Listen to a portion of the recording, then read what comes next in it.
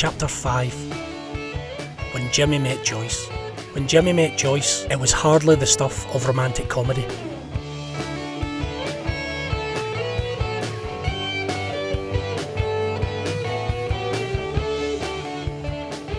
They were both just 16 years old. Dad was a street smart lad about town, with a job, money, and was driving around in a car, even though he didn't have a licence. He was playing in a rock band and leading an independent life.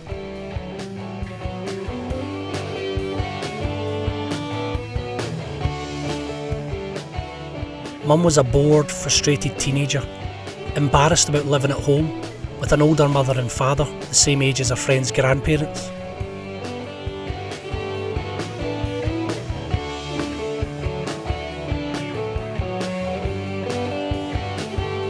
As the weeks progressed, their friendship developed. My mum and her pals would go and visit my dad when his aunt was out.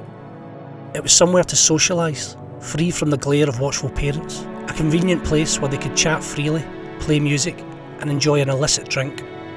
Conversely, my mum would invite my dad home and he would get a chance to sit down at a dinner table and join in the kind of family activities he had never experienced before, like sitting as a group to watch television and just talking about everyday things without it all flaring up into an argument. After just a few weeks of going steady, my mum decided she wanted a wedding and they announced plans to get married. My grandparents tried very hard to talk them out of it and even encouraged a long engagement, but my mum was having none of it.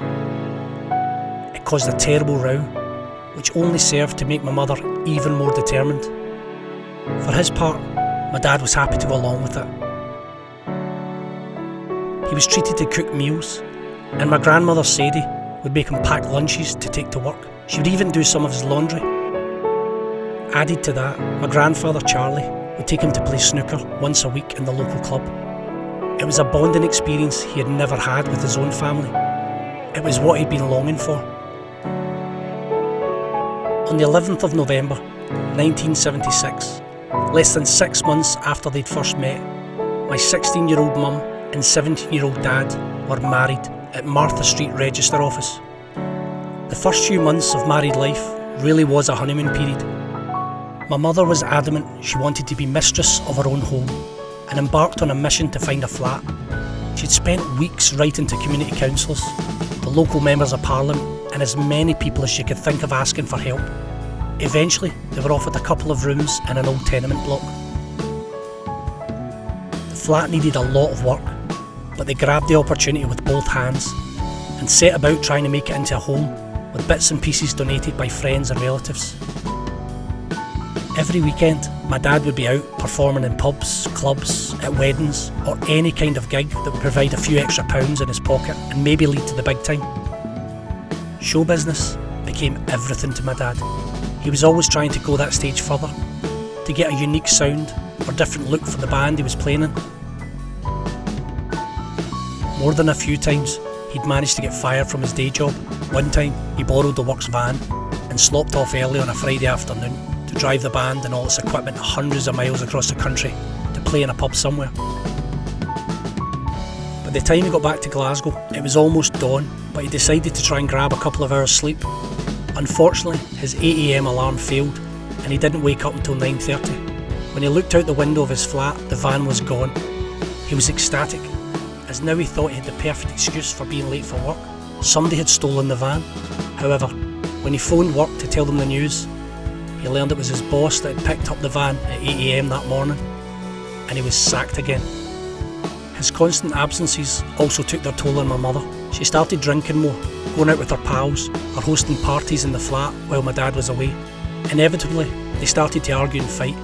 They would break up and one of them would move out, but within a few weeks, they would inevitably get back together. At one point, my dad got a flat of his own, but my mum kept coming round and causing a scene if he wouldn't let her in. He claims that more than once she kicked the door in to gain access to his flat while he was out, and would be lying in his bed sleeping by the time he returned from the gig. Each time they broke up, it became harder to get back together.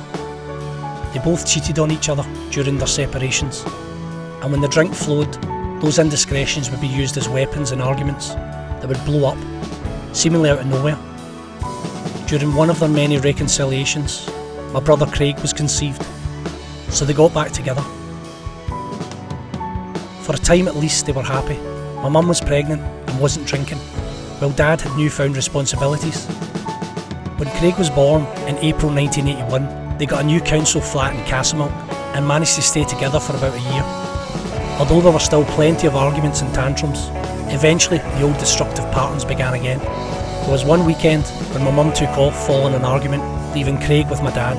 On the Sunday morning, there wasn't any food in the flat, so he put my brother in the pram and walked to the shops. My mum had come back and emptied the place. When he got back, everything in the house was gone. It got to the point they couldn't have a civilised conversation because too much water had passed under the bridge. They'd caused each other too much pain. I have no doubt my parents clearly cared for each other in their own peculiar ways. They just couldn't live together.